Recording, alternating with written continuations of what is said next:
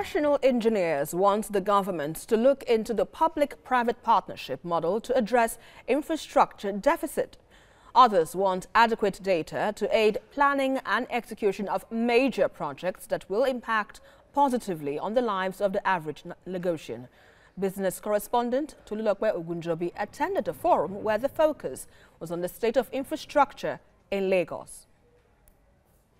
More than 20 million people are estimated to live in Lagos. This figure makes the state the largest city in Africa. And research shows that by 2050, the population of Lagos is expected to double. This statistics is worrisome because of the present state of infrastructure is yet to meet up with the current realities.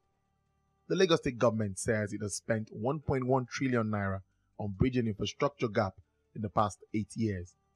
But it needs to spend 50 billion naira yearly to address the shortfall.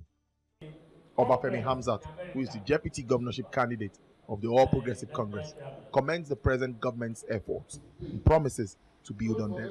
Infrastructure grab in this part of the world is like an elephant. You can't eat it in one shot. So that people can travel peacefully.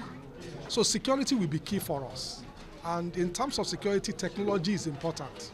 To work with police, deployment of cameras, data center, which they already have.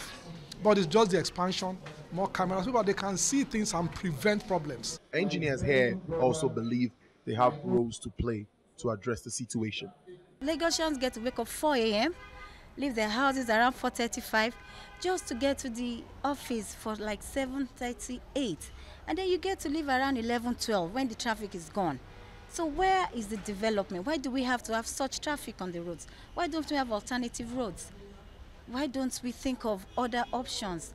It's all about the development of our infrastructure, good road, good water, power.